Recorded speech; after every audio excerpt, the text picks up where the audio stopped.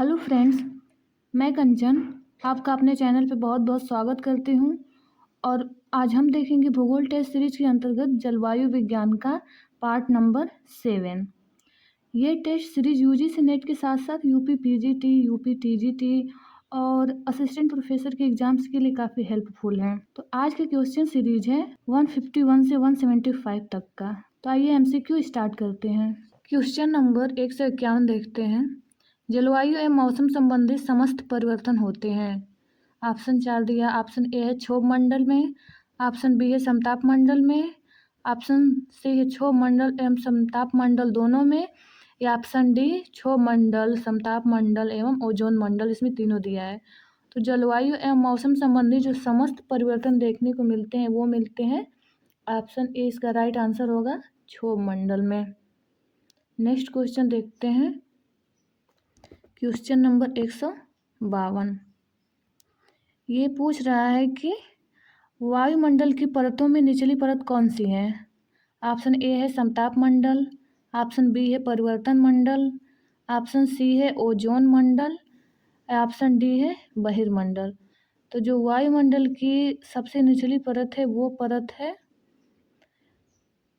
परिवर्तन मंडल। Option B इसका right answer हो जाएगा, परिवर्तन मंडल, जिसे कि क्षोभ मंडल के नाम से भी जाना जाता है।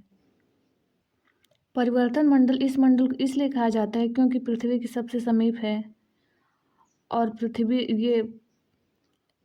के सबसे समीप होने के कारण जो इसमें जो मौसम संबंधी जो परिवर्तन देखने को मिलते हैं या जो समय समय पे हमें मौसमों में बदलाव देखने को मिलते हैं, ये क्षोभ मंडल में ही दिखाई देता है, इसलिए इसे परिवर्तन मंडल के नाम से भी जाना जाता है। नेक्स्ट क्वेश्चन देखते हैं। क्वेश्चन नंबर 153 153 मानव की सभी क्रियाएं तथा मौसमी घटनाएं घटित होती हैं। ऑप्शन ए है समताप मंडल में, ऑप्शन बी है क्षोभ मंडल परत में, ऑप्शन सी है ओजोन मंडल परत में, या ऑप्शन डी आयन मंडल परत में।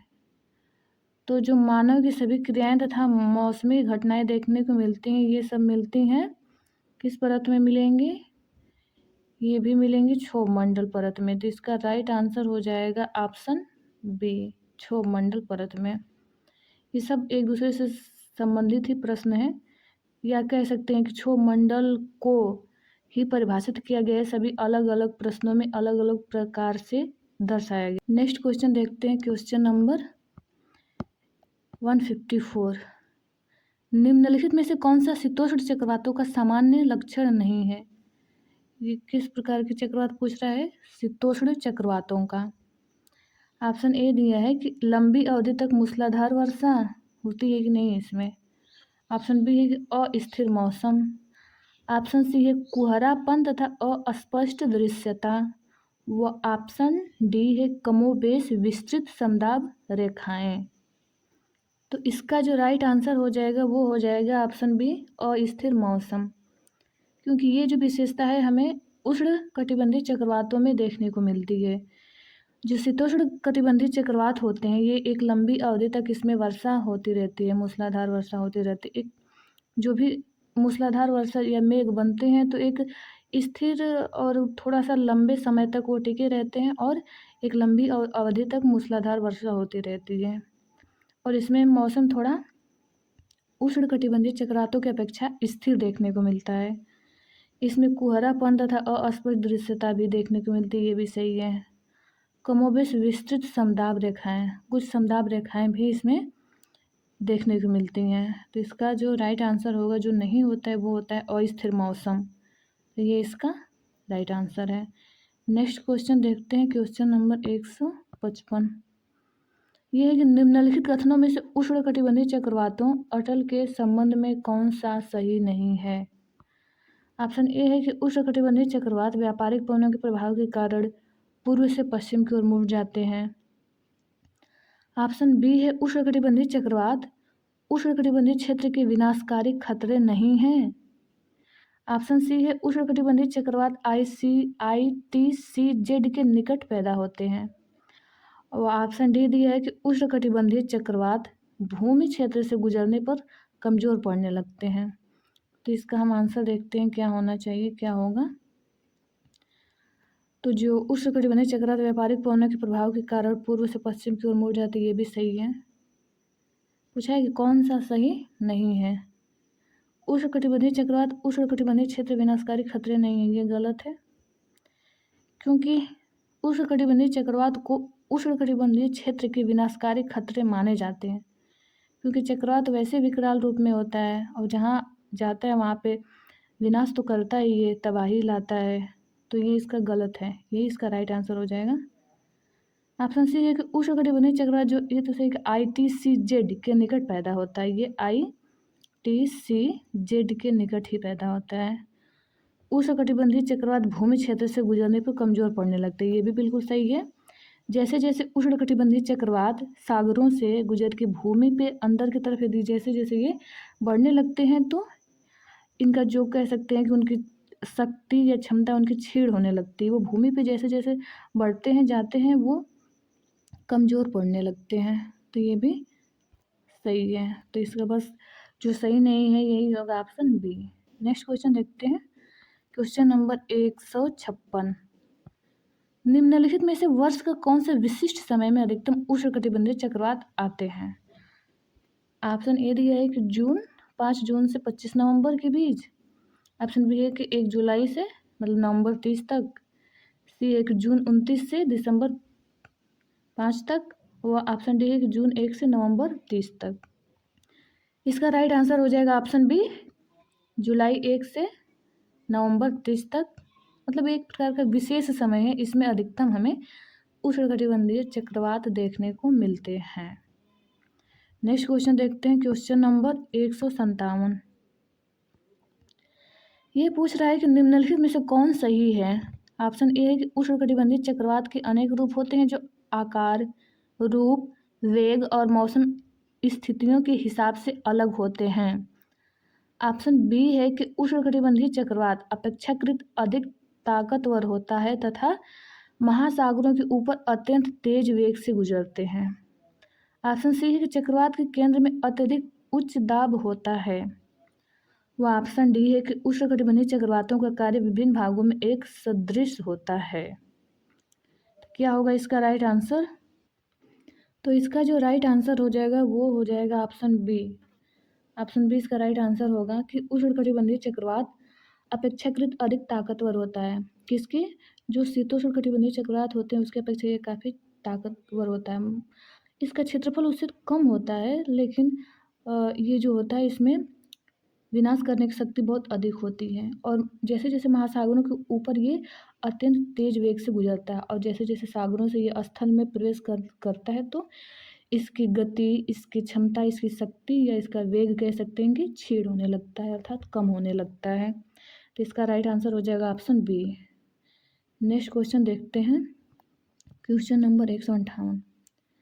निम्नलिखित में से किस देशांतर पर उष्णकटिबंधीय तूफान का रुख उत्तर दिशा की ओर उत्तर अटलांटिक की तरफ मुड़ जाता है। ऑप्शन ए है 10 डिग्री पश्चिम। ऑप्शन बी है 20 डिग्री पश्चिम। ऑप्शन सी है 30 डिग्री पश्चिम और ऑप्शन डी है 40 डिग्री पश्चिम। तो ये पूछ रहा है कि किस देशांतर पर उष्णकटिबंधीय तूफान का रुख उत्तर दिशा की ओर और उत्तर अटलांटिक की तरफ मुड़ जाता है। इसका राइट आंसर हो जाएगा ऑप्शन डी। जो 40 डिग्री पश्चिमी देशांतर है यहाँ पे ये पश्चिम की तरफ मुड़ जाता है। 40 डिग्री पश्चिम पर ये उत्तर दिशा की ओर उत्तरी अटलांटिक की तरफ मुड़ जाता है। नेक्स्ट क्वेश्चन, क्षोभ मंडल में वायु की गति का कारण है। ऑप्शन ए है सौर पवन। ऑप्शन बी है संवहन धारा। ऑप्शन सी है गुरुत्वाकर्षण या ऑप्शन डी होगा वायु दाब। तो जो क्षोभ मंडल में वायु की गति होती है, संचलन होता है, वो उसका मुख्य कारण है संवहन धारा। संवहन धाराओं द्वारा क्षोभ मंडल में वायु गति होती है। जैसे पृथ्वी हो गया, ये हमारा वायुमंडल हो गया। तो क्योंकि पृथ्वी गर्म होती है फिर यहाँ से लॉन्ग वेव उत्पन्न होती हैं, तो ये एक संवहन उत्पन्न हो जाता है। संवहन के रूप में ये फिर क्योंकि गर्म होती है और गर्म चीज़ें हमारे वायु हो या फिर जल के कण हो, गर्म होकर वो ऊपर की तरफ भागने का प्रयास करते हैं। तो वैसे ही हमारे वायुमंडल में भी ये लॉन्ग वेव के रूप में जो हीट जनरेट होता है वो ऊपर की तरफ भागने की कोशिश करता है और इस प्रकार से संवहन धाराएं उत्पन्न होती हैं। तो यही कि वायु की गति के संचलन का कारण होता है संवहन धाराएं। नेक्स्ट क्वेश्चन देखते हैं, क्वेश्चन नंबर 161। आयन मंडल किस परत से रेडियो की लघु तरंगें परावर्तित होती हैं? ऑप्शन ए है डी परत, ऑप्शन बी है ई परत, ऑप्शन सी है एफ परत व ऑप्शन डी है एस परत। तो इसका जो राइट आंसर हो जाएगा कि रेडियो की जो लघु तरंगें वो परावर्तित होती हैं ऑप्शन डी परत द्वारा, जो कि डी की जो परतें हैं आयन मंडल में, ये सबसे निचली परत होती है। इसमें होती हैं, पहले डी परत होती है, डी के ऊपर होती है ई परत, ई के ऊपर होती है एफ परत। तो इस तरह जो डी परत है ये आयन मंडल की सबसे निचली परत होती है। नेक्स्ट क्वेश्चन देखते हैं, क्वेश्चन नंबर 162। वायुमंडल की निम्नलिखित परतों में कौन विद्युत चुंबकीय तरंगों का अपवर्तित कर देती है, या कौन सी परत विद्युत चुंबकीय तरंगों को अपवर्तित कर देती है? ऑप्शन ए है क्षोभ मंडल, ऑप्शन बी है समताप मंडल, ऑप्शन सी है ओजोन परत या ओजोन मंडल, और ऑप्शन डी है आयन मंडल। तो इसका राइट आंसर हो जाएगा ऑप्शन डी आयन मंडल। नेक्स्ट क्वेश्चन देखते हैं। नेक्स्ट क्वेश्चन है क्वेश्चन नंबर 163। ये इसमें देखते हैं तर्क, पहले कथन देखते हैं क्या कह रहा है। कथन कह रहा है कि एंट्रोपी अवस्था में ऊर्जा प्रवाह उत्पन्न और उत्पादन से श्वसन की ओर स्थानांतरित होता है, जिससे ऑक्सीजन की मांग ऑक्सीजन की उपलब्धता से अधिक हो जाती है। तर्क दे रहा है आर के समताप मंडल ओजोन परत के निःशेषण से त्वचा संबंधी रोग हो जाते हैं। तो इसका तो ये तो सही हो जाएगा। समताप मंडल ओजोन परत के निःशेषण से त्वचा संबंधी रोग होते हैं। मतलब यदि ओजोन परत का क्षय हो रहा है, फिर अल्ट्रावायलेट जो रेडिएशन है डायरेक्ट हमारी स्किन के संपर्क में आएगा तो त्वचा संबंधी रोग होता है। एंट्रोपी अवस्था में ऊर्जा प्रवाह उत्पादन से श्वसन की ओर स्थानांतरित होता है, जिससे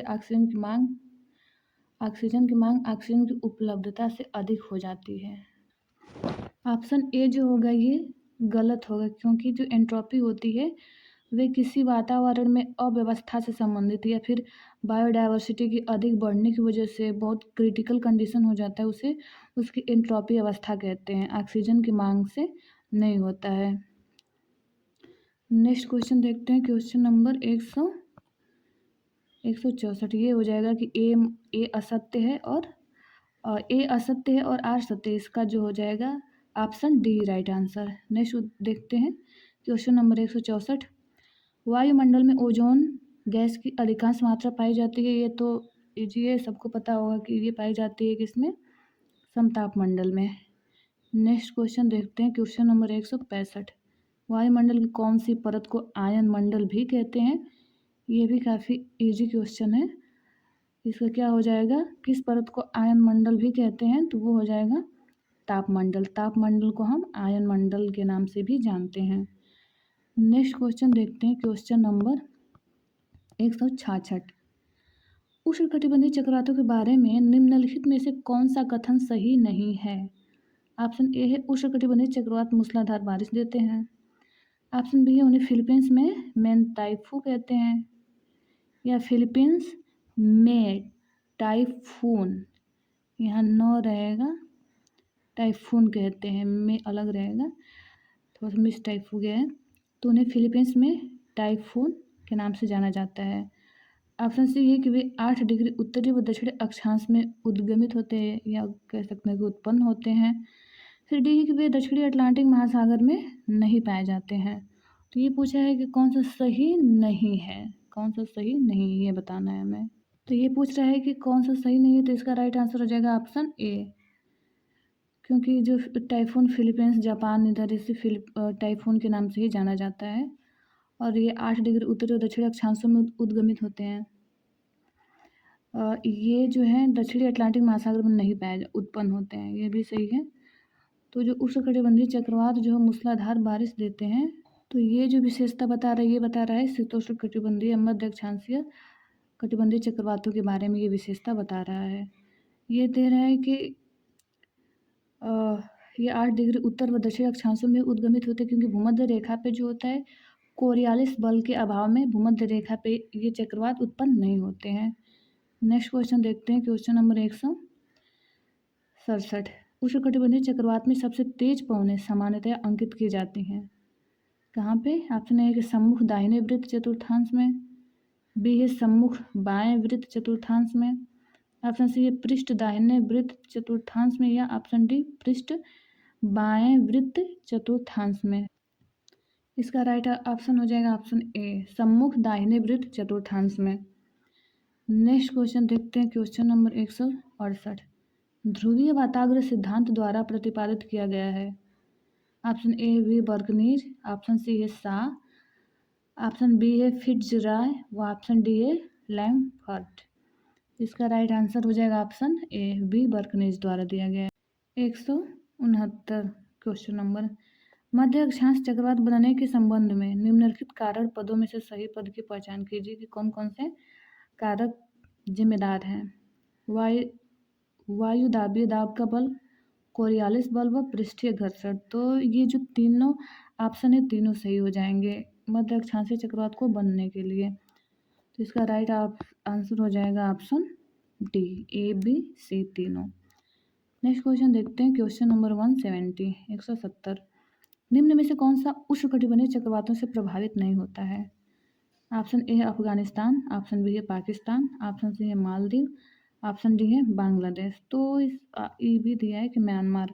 तो सारे ये तो प्रभावित देखा जाए तो सब हैं, बस एक कौन सा नहीं, वो हो जाएगा अफगानिस्तान। उष्णकटिबंधीय चक्रवातों से प्रभावित नहीं होता है। नेक्स्ट क्वेश्चन देखते हैं, क्वेश्चन नंबर 171। वायुमंडल की आर्द्रता नापी जाती है। Option A radiometer, option B hydrometer, option C hygrometer व ऑप्शन डी रोटामीटर द्वारा। तो जो आर्द्रता नापी जाती है इसका राइट आंसर हो जाएगा option C hygrometer. Next question देखते हैं, क्वेश्चन नंबर 172।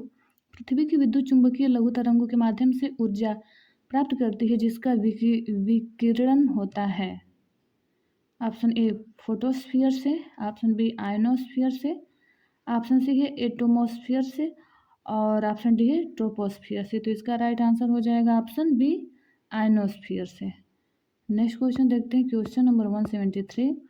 विली विली है एक प्रकार का समशीतोष्ण क्षेत्र में उगाए जाने वाला एक प्रकार का वृक्ष। ऑप्शन बी है कि एक हवा जो एक रेगिस्तान में उड़ाती है या उड़ती है। ऑप्शन सी है कि उत्तर पश्चिम ऑस्ट्रेलिया का एक उष्णकटिबंधीय चक्रवात, या ऑप्शन डी है कि लक्षद्वीप द्वीप समूह के पास पाई जाने वाली एक तरह की आम मछली। तो इसका राइट आंसर हो जाएगा ऑप्शन सी। नेक्स्ट क्वेश्चन देखते हैं, क्वेश्चन नंबर 174। एक से अधिक घिरी समदाब रेखाओं वाले छोटे आकार के उष्णकटिबंधीय चक्रवात को कहते हैं। ऑप्शन ए अवदाब, ऑप्शन बी विक्षोभ, ऑप्शन सी तूफान, या ऑप्शन डी उपरोक्त में से कोई नहीं। इसका राइट आंसर हो जाएगा ऑप्शन ए अवदाब डिप्रेशन। नेक्स्ट क्वेश्चन देखते हैं, क्वेश्चन नंबर 175। ऊंचाई के साथ वायुमंडल में निम्नलिखित परतों का सही क्रम क्या है? नीचे दिए गए कोटों से सही उत्तर चुनिए। कौन कौन सा परत हो जाएगा? तो इसमें सबसे पहले जो आ जाएगा परत, सबसे नीचे आएगा, दिया है कि ऊंचाई के साथ परतों का सही क्रम क्या है बढ़ती ऊंचाई के साथ। तो नाइट्रोजन परत जो हो जाएगा वो आ जाएगा पहले पे। उसके ऊपर आता है ऑक्सीजन परत, आणविक ऑक्सीजन परत दूसरे पे। तीसरे पे आ जाएगा हीलियम परत और चौथे पे आ जाएगा आणविक हाइड्रोजन। तो ये इसका क्रम सही होगा 4 2 3 1। ये इसका राइट आंसर हो जाएगा ऑप्शन डी 4 2 3 1। ये आज का लास्ट क्वेश्चन रहा। मिलते हैं नेक्स्ट वीडियो में। ये वीडियो देखने के लिए बहुत बहुत धन्यवाद।